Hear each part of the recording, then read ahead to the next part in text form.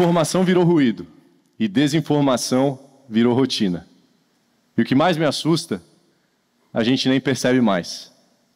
Enquanto isso, nosso amado cérebro vai tentando processar tudo em paz.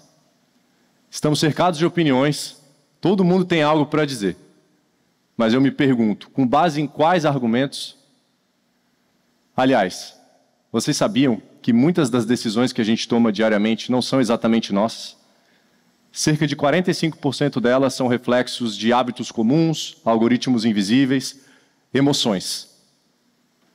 Mas uma coisa é certa, as nossas emoções, que embasam essas decisões, podem impactar outras pessoas. Ou seja, nossas decisões nem sempre são apenas sobre nós. Elas podem trazer consequências sociais. Eu, assim como vocês, sou impactado por notícias falsas todos os dias e eu preciso selecionar com sabedoria para poder decidir. Porque decidir demanda responsabilidade. Ainda mais considerando o fato de que há 10 anos eu me dedico como empreendedor social no terceiro setor, liderando 2 organizações da sociedade civil que geram muito impacto na sociedade. E a gente quer, de fato, fazer isso, mas esse impacto pode se transformar de positivo para negativo rapidamente se as decisões não forem bem qualificadas. E o pior, esse impacto negativo pode vir em escala, porque a gente hoje faz um trabalho a nível nacional, internacional, impacta muita gente. Portanto, temos que decidir com responsabilidade. É por isso que combater a desinformação importa muito para mim. Mas mais do que isso, importa formar lideranças cidadãs.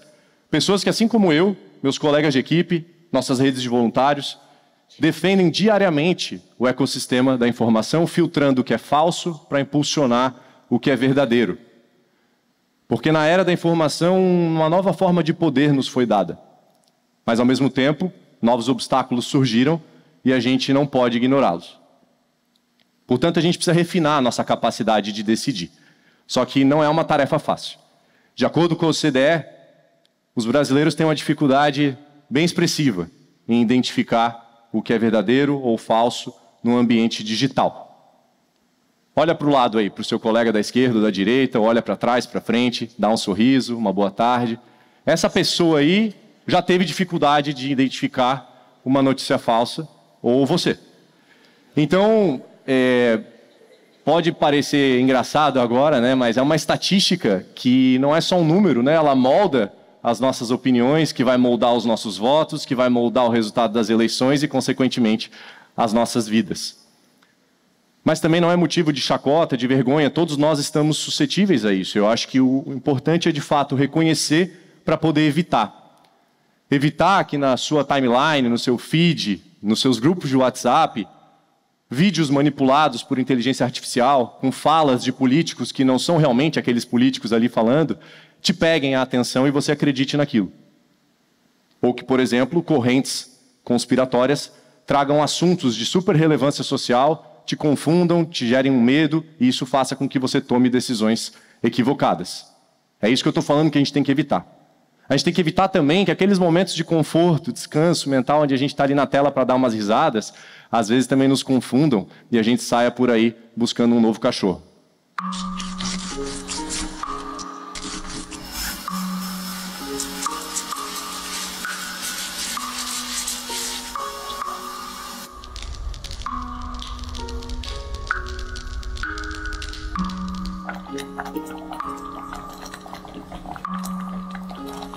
A natureza é perfeita, mas não tanto assim, né?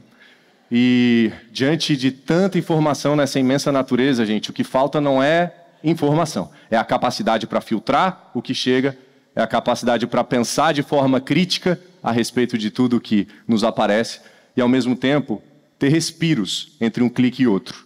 Porque está tudo muito acelerado, a gente está sem fôlego e isso atrapalha a nossa capacidade de decidir. É isso que está faltando.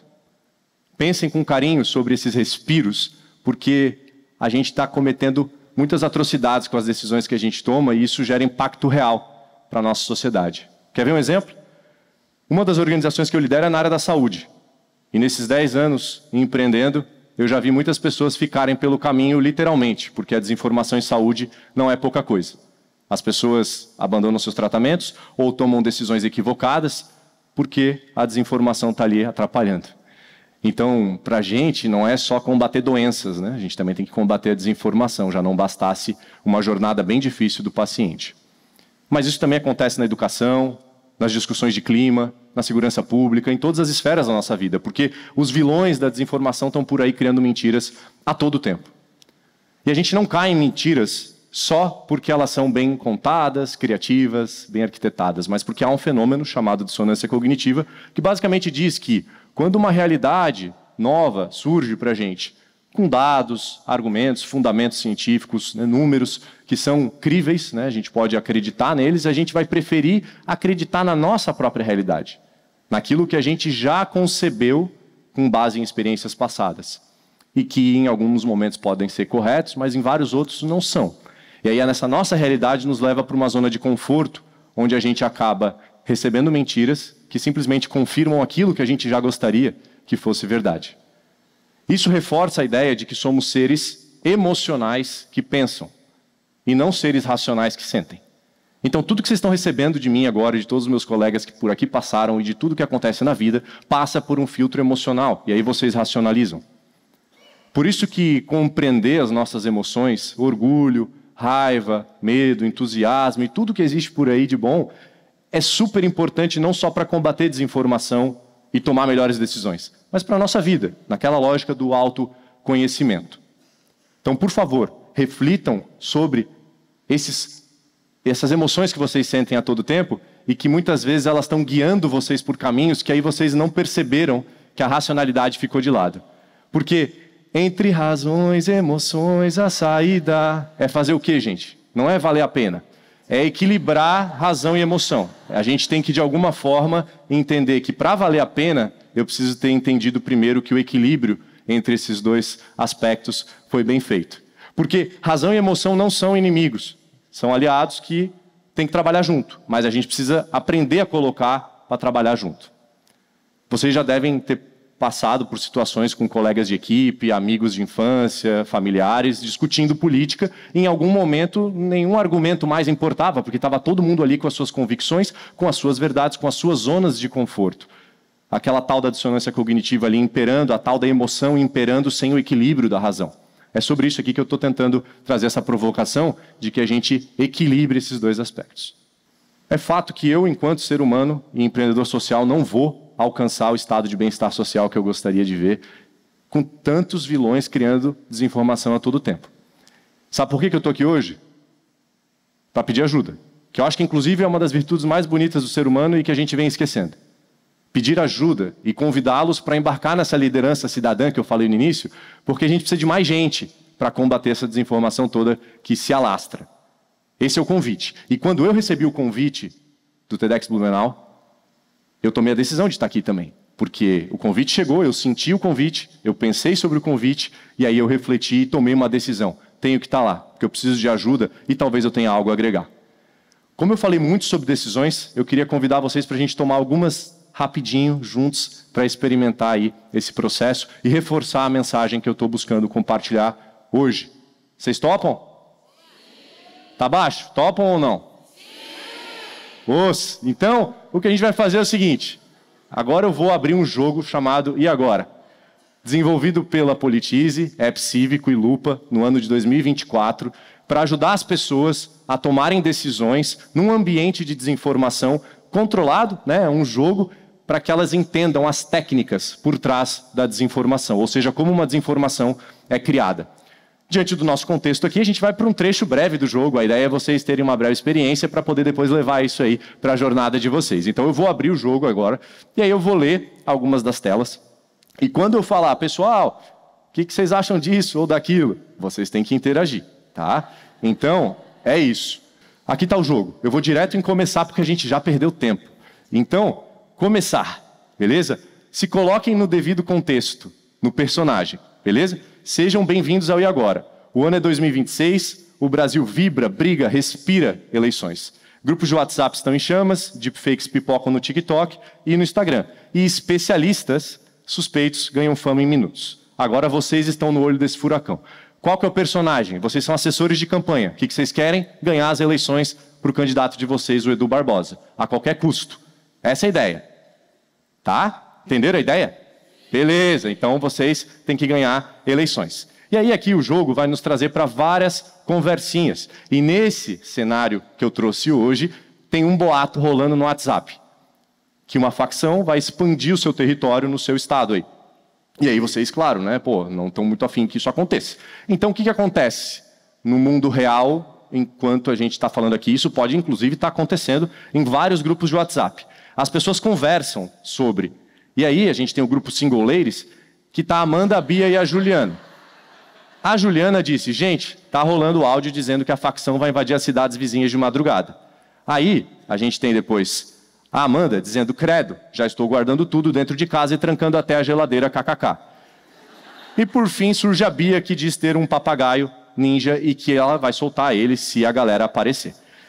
Diante desse contexto, gente, o que vocês desejam fazer agora, considerando que vocês querem ganhar as eleições? Tá? Ou seja, vocês representam o candidato de vocês, o Edu Barbosa, e ele tem uma grande oportunidade das mãos de aproveitar o lance das facções para utilizar bots para amplificar essa mensagem em grupos de WhatsApp e dizer que as facções estão vindo aí, potencializar essa mentira criando um áudio com inteligência artificial para parecer ainda mais real, ou prezar pela verdade. Então, quem quer utilizar bot, levanta a mão. Bora, mais mão, gente. Quem quer potencializar a mentira criando áudios com IA? Muitas mãos. Porra, acho que já ganhou, gente. Já queria... acho que os honestos eu não vou nem pedir, porque a galera quer fogo no parquinho. E aí, quando eu clicar aqui, o IA agora vai nos contar que é possível criar áudios, que existem ferramentas para isso, que isso é uma realidade. Então, para uma pessoa que está tendo um primeiro contato com o tema, muito leiga, ela vai, não sabia, interessante. Então, boa ideia, vamos criar um áudio. E aí, ele vai explicar que os níveis de tecnologia estão cada vez mais avançados e, portanto, a gente pode fazer coisas assim. Oi, é eu. Bom, aquele assunto que a gente conversou já está tudo encaminhado. Já deixei o presente no lugar combinado e o amigo do seu lado lá já pode conferir. Só não esquece daquela ajuda lá no dia 5, sacou? Precisa estar tudo certinho, sem surpresa. Depois a gente acerta os outros detalhes. Mas pode ficar tranquilo que meu compromisso é forte. E isso aqui só não é aqui, né? Abraço. Esse é um áudio do Siqueira, que é o atual governador que vocês querem combater, criado por uma inteligência artificial, e que, uma vez jogado em grupos, a galera vai dizer, porra, o Siqueira tá fazendo isso, não é possível. Vocês gostaram desse áudio ou querem criar mais um áudio? Mais um, porra, da hora. Então, não quero usar esse áudio, vamos ver o outro. Fala, parceiro. Tô passando pra avisar que a campanha nas quebradas tá rolando suave. Os amigos de lá estão garantindo um apoio popular. Sabe como é, né? Cada sócio faz sua parte, a gente cobra com o incentivo que a gente combinou. E o chefe já mandou o recado. Depois que a gente subir, eles estão na linha de frente para ajudar no que precisar. E o negócio é ganhar no primeiro turno e evitar dor de cabeça. Mantém-se no sigilo, irmão. Abraço. Então esse é o áudio do outro camarada. Vocês querem usar esse áudio ou o áudio anterior? Esse. Então olha o que vai acontecer quando a gente usar esse. O número de apoio aqui aumentou. E também a visibilidade na imprensa. O que quer dizer que o áudio, do ponto de vista de apelo para a nossa campanha, a campanha de vocês, foi bacana. Porque a galera ficou com medo das políticas do atual governador, então está botando fé que a nossa campanha vai ser melhor, vai ter propostas melhores para a segurança pública, e a gente inflamou o debate público por meio desse áudio. Então olha aqui no grupo do Inimigos do LIP. Recebi o áudio do governador combinando, presente no local combinado, não acredito, é como se estivéssemos presos num filme de terror político, não consigo dormir pensando nisso, e por fim o engraçadinho, se essa trama virar série, quero ser figurante, meu cachê é pipoca e refrigerante. E assim são os grupos de WhatsApp, diariamente. E para a nossa campanha foi uma ótima notícia. Mas vejam só, lembra que eu falei das consequências sociais? Moradores de algumas cidades, influenciados por esses áudios, se revoltaram. E isso gerou conflitos, buscando a campanha do rival e fazendo, então, violência política, que é um fenômeno que a gente está bem habituado, infelizmente. Então, conseguimos mais votos, mais intenções? Legal. Mas o que isso está gerando também? Então, essa é a reflexão sobre as consequências sociais. Mas aqui no nosso caso, a gente só quer ganhar as eleições. E aí, nesse breve trecho, gente, o que aconteceu? A gente desbloqueou a técnica da emoção. Porque por meio do medo, que foi o que a gente utilizou, na breve experiência, as pessoas foram enganadas pela desinformação que usou a emoção como ancoragem de técnica para machucar as nossas decisões, porque a gente acaba tomando aí decisões equivocadas. E aí a gente clica no continuar dentro do e agora e aparece o nosso querido cérebro, explica a emoção e várias outras técnicas estão por trás do jogo. Mas sabe o que está por trás do jogo? Eu vou contar para vocês. Ali, vocês viram rapidinho? Pô, tá. Então, o jogo e agora, ele tem uma teoria por trás, que é a teoria da inoculação. A teoria diz que, assim como o nosso corpo pode receber anticorpos para se proteger de uma doença, a gente também pode estimular o nosso cérebro com pequenas doses de desinformação para que a gente possa criar essa casca, essa proteção, fortalecer esse músculo para justamente não cair mais na desinformação a médio e longo prazo. Isso é super possível. E hoje a gente trabalhou a emoção, mas no nosso jogo temos a polarização, a trollagem, os falsos especialistas, conspiração, e estamos trabalhando em novas técnicas agora mesmo. Por quê? Porque a gente precisa deixar o jogo mais real possível. Porque tudo que eu estou falando aqui, gente, é a nossa realidade política, não é ficção. Então, quanto mais potente tiver essa ferramenta, melhor a gente consegue se preparar para tudo que está por vir. Porque assim, a gente, no momento em que decide algo, pode gerar consequências sociais. Estamos a todo tempo construindo ou destruindo possibilidades coletivas. A nossa vida é como se fosse um jogo. Tem uma árvore de decisões por trás do e agora. E vocês vão poder passar por todas essas decisões caso queiram jogar várias vezes e aprender. Mas, na vida, a gente vai tomar algumas decisões, vai viver alguns capítulos, algumas vidas dentro de uma vida, mas não todas. E o pior ainda é que a gente, às vezes, toma algumas decisões que atrapalham a vida de outras pessoas. E é por isso que essa reflexão é muito importante. Se ideias mudam tudo, essa é uma ideia que eu gostaria que realmente mudasse a cabeça de todo mundo que está aqui hoje e todo mundo que vai ouvir isso. Porque se tem consequência social por trás das nossas decisões, o mínimo que a gente pode fazer é ter mais responsabilidade na hora que está decidindo. Porque dançar no escuro pode ser muito divertido, muito bacana, mas para decidir é preciso de luz. A gente precisa iluminar com sabedoria, com fundamentos, as nossas decisões e equilibrar razões e emoções. E ressignifiquem o conceito de política, porque política é uma ferramenta de transformação social maravilhosa. A gente precisa saber utilizá-la. A política, ela é a costura invisível entre tudo que a gente decide e vive. E aí? E agora? Como é que vocês vão tomar as próximas decisões da vida de vocês? Ou melhor, das nossas vidas. Muito obrigado.